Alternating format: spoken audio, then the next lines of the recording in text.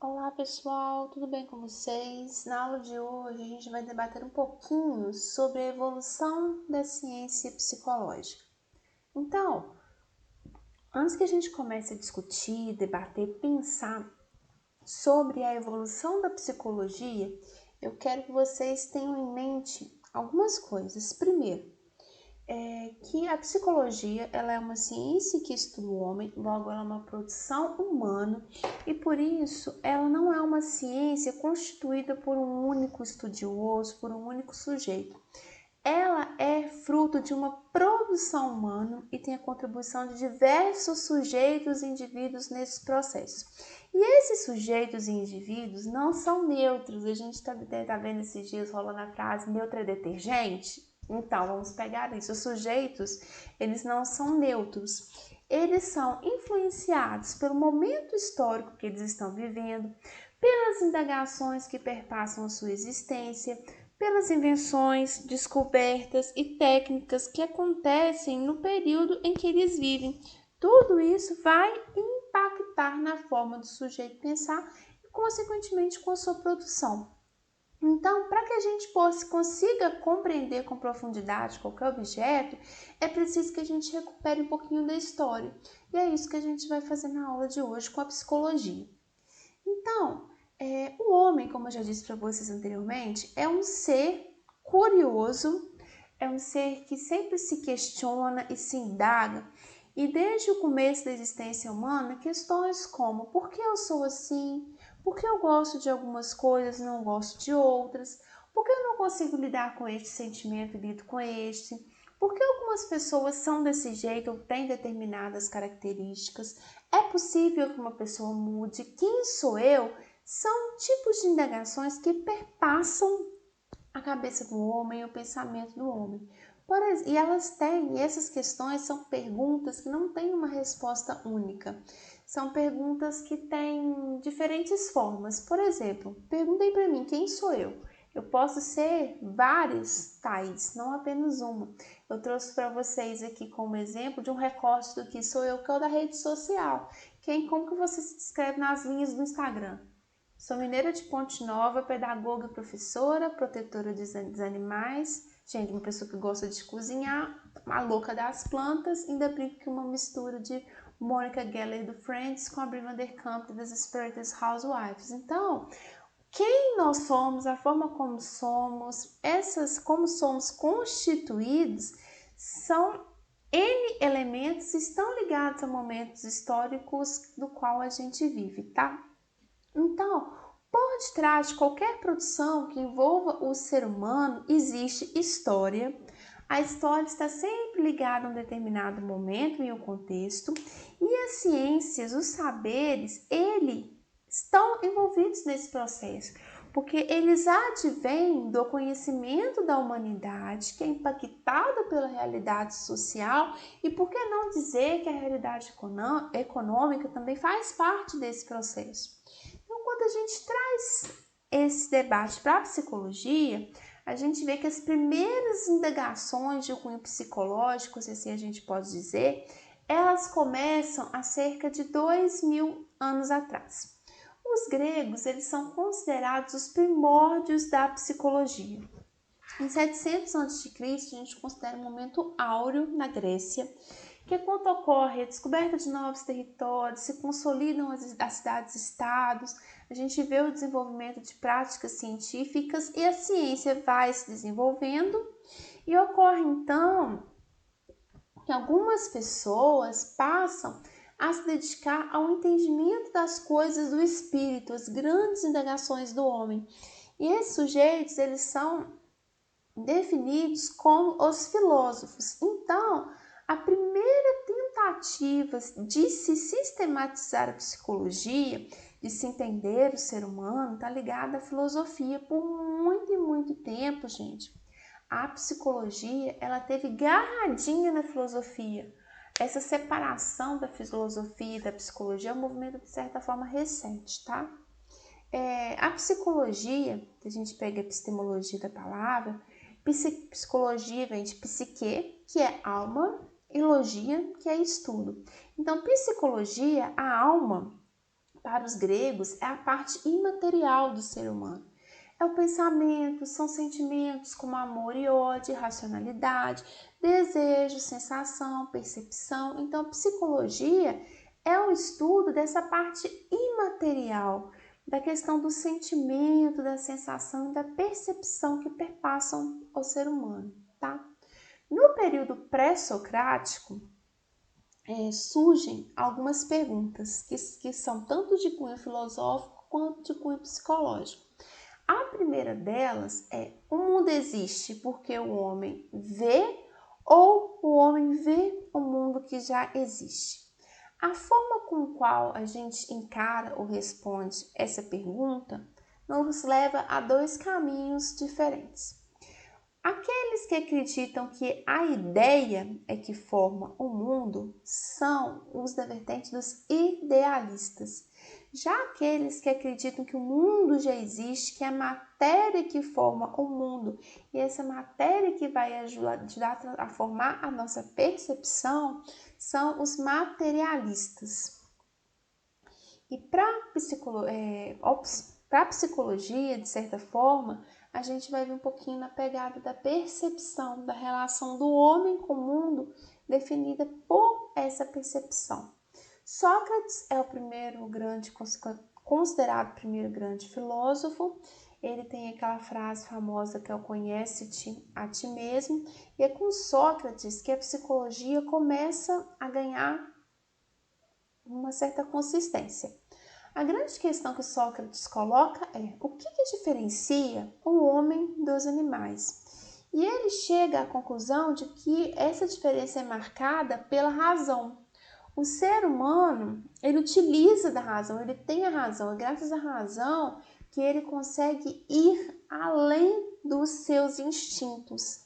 E esse pensamento do Freud, do uso da razão, mais para frente vai influenciar teorias da psicologia, como por exemplo Freud, que vão tentar investigar essa questão da consciência. Platão, que é discípulo de Sócrates, ele quer de certa forma dar continuidade à teoria dele e definir um lugar para a razão no corpo humano. Para ele, a razão ela estaria na cabeça, que é onde fica a alma do homem. E a ligação da alma com o corpo do homem se daria pela nossa medula espinhal. Para Platão, quando o homem morre, alma e corpo se separam e a alma ela se torna livre para poder ocupar um outro corpo e a matéria desaparece. Já Aristóteles, que vem depois de Platão, ele vai defender que alma e corpo são duas coisas que não podem ser separadas. E a psique é o princípio da vida.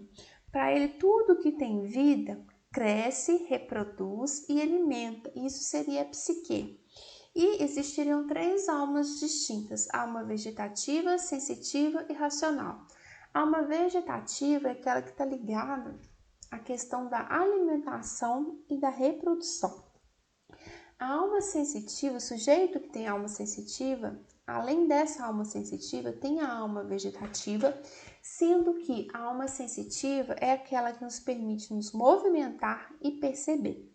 Já na última escala de evolução estaria a alma racional. Quem tem uma alma racional também tem uma alma sensitiva e a alma vegetativa. E a alma racional, a razão, é que seria a função pensante. Durante o Império Romano e a Idade Média, a gente vê o aparecimento e o desenvolvimento do cristianismo, e nesse período a gente vê que o saber, de certa forma, está monopolizado pela igreja. Então, os teóricos da igreja é que vão ser os responsáveis por ditar os caminhos sobre o estudo da humanidade, e a psicologia, que nesse momento ainda é atrelada à filosofia, ela se torna uma aliada da religião. Os dois grandes pensadores do período são o Santo Agostinho e o São Tomás de Aquino. Santo Agostinho vai ser influenciado pelas ideias do Platão. Para ele, alma e corpo são separados, sendo que a alma é o local da razão, é a manifestação divina do homem, e a alma é um elemento imortal do ser humano, é o nosso elo com o Deus. Então, mediante essas prerrogativas, Santo Agostinho faz com que a alma se torne objeto de preocupação da Igreja Católica como algo que precisa ser cuidado e cultivado. Já São Tomás de Aquino, ele vai se embasar em Aristóteles, vai pensar na questão de uma essência e de uma existência do homem, e para ele, o homem, na sua essência, o papel do homem é buscar a perfeição, ser perfeito em sua existência. O que significa ser perfeito nesse contexto? É se aproximar da imagem e semelhança de Deus. Então, nesse período de Império Romano, Idade Média, a gente vê uma psicologia ligada à filosofia e totalmente atravessada pelos ideais da Igreja Católica. Com o Renascimento, a gente já vê um pouquinho da mudança desse quadro. A gente tem mercantilismo, novos territórios, acúmulo de riquezas, uma nova organização social e econômica. O homem é valorizado e a gente tem um começo da separação do homem da igreja. Com isso, o conhecimento científico começa a se sistematizar e são construídas novas regras. Nesse momento eu trago para vocês o René Descartes. O Descartes, ele fala de uma separação entre mente e corpo, sendo que para ele a mente seria a alma mais o espírito, a substância pensante, e o corpo a substância material. Para Descartes, na medida que a gente morre, o corpo ele fica sem espírito, então ele é apenas uma matéria, uma máquina. Essa pegada de pensamento do Descartes vai contribuir no período para que se possam fazer estudos, por exemplo, de corpos de pessoas que já tenham morrido. E isso é um elemento que vai ajudar muito na difusão da ciência, porque anteriormente o corpo era considerado sagrado, não poderia ser violado. Então, na medida que o ser humano começa a investigar o corpo humano, conhecer o corpo humano, surgem muitas as contribuições, tanto na anatomia como na fisiologia, e isso vai impactar na psicologia e, de certa forma, vai auxiliar na sua consolidação como uma ciência autônoma. Já no século XIX, a gente vê um grande avanço do papel da ciência impulsionado pelo capitalismo. A gente vê um indivíduo se afastando das amarras da igreja, se tornando livre, capaz de construir o futuro, um conhecimento independente da fé, um homem cada vez mais sendo capaz de desvendar e controlar a natureza e a produção de conhecimento. Então, é nesse contexto, em meados do século XIX, que os problemas e temas da psicologia vão deixar de ser exclusivos da filosofia, começa aí o processo de separação e passam a ser estudados por outras áreas de conhecimento, como por exemplo a fisiologia e a neurofisiologia. Os fenômenos psicológicos, então, eles vão ganhando novos contornos. A gente vê uma preocupação em compreender o cérebro, ver o cérebro como uma máquina de pensar. A gente vê a formulação de uma teoria sobre o sistema nervoso central, que vai impactar na forma que a gente tem por pensamento e percepção como linguagem e produto do sistema nervoso central. E com isso a gente tem 3 áreas do saber que vão contribuir muito para a psicologia. A neurologia, a gente tem que em 1846 se descobre que a doença mental ela é fruto de uma ação direta ou indireta de diversos fatores ligados às células cerebrais. A gente tem a neuroanatomia, que vai se dedicar ao estudo da atividade motora. Nem sempre a atividade motora é consciente. Existe o reflexo, por exemplo, se eu coloco minha mão numa chapa quente, eu tenho o reflexo de tirar. A neuroanatomia vai tentar investigar, entender esse processo. E nós temos a psicofísica, que é uma junção da física com a psicologia, que é uma área de saber que quer entender a relação entre a fisiologia do olho e a percepção das cores. Todo esse quadro vai contribuir muito para a consolidação da psicologia. Além disso, nós temos a Lei de Fechner-Webner, que é de 1860, que vai estabelecer uma relação entre o estímulo e a sensação, permitindo, de certa forma, tentar mensurar como esse estímulo é percebido e captado pelo organismo, e é uma primeira tentativa de se medir o fenômeno psicológico. E isso é um elemento que vai dando status científicos um status científico para a psicologia. Nesse estudo do Fechner, ele fala que a percepção ela cresce em progressão aritmética e o estímulo em progressão geométrica. Então, o que ele fala na teoria dele? A diferença que sentimos quando a gente aumenta uma luz de 100 para 110 watts é a mesma de quando a gente aumenta uma lâmpada de 1000 para 1100 watts, porque a percepção ela se dá em progressão aritmética e o estímulo em progressão geométrica. William Wundt, ele viveu até 1920, ele é considerado o pai da psicologia científica. Em 1879, ele funda um laboratório de psicofisiologia na Alemanha. Ele foi pioneiro dos experimentos nessa área e ele criou um método de introspecção para tentar investigar a consciência ou a mente dos indivíduos. Então, o que ele fazia com esse método? Ele dava um determinado estímulo ao organismo e ia fazendo perguntas a essa pessoa que estava recebendo esse estímulo, de modo a tentar entender quais eram os caminhos percorridos no interior do corpo do ser humano para uma dada estimulação sensorial. Então, a psicologia, ela ganha o status de uma ciência quando ela se separa da filosofia e, como a gente foi vendo nos slides anteriores, ela vai atraindo novos pesquisadores, novos olhares para seus objetos. Então, a psicologia, ela ganha status de ciência quando ela define o seu objeto de estudo, ela delimita e diferencia seu campo de estudo, formula métodos próprios e propõe teorias consistentes.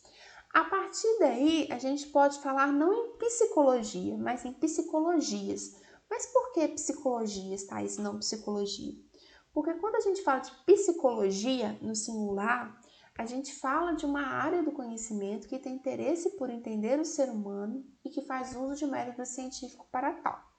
Quando a gente fala em psicologias, é porque a psicologia ela não tem um objeto só de estudo, são vários objetos, algo que vocês vão percebendo ao longo da disciplina.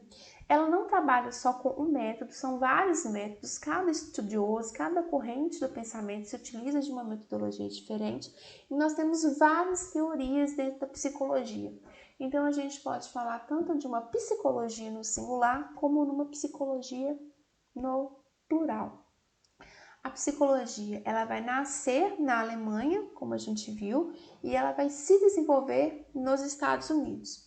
Então, nos Estados Unidos, nós vemos vigorar três correntes principais: o funcionalismo, o estruturalismo e o associacionismo.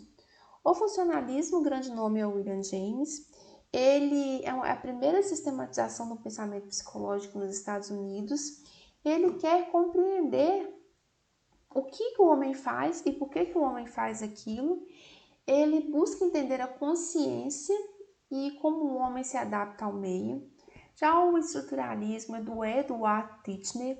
Ele quer compreender a estrutura, ou seja, o sistema nervoso central, utilizando o método da introspecção, que são as perguntas, e ele já avança porque ele vai fazer uso de experimentos de laboratório.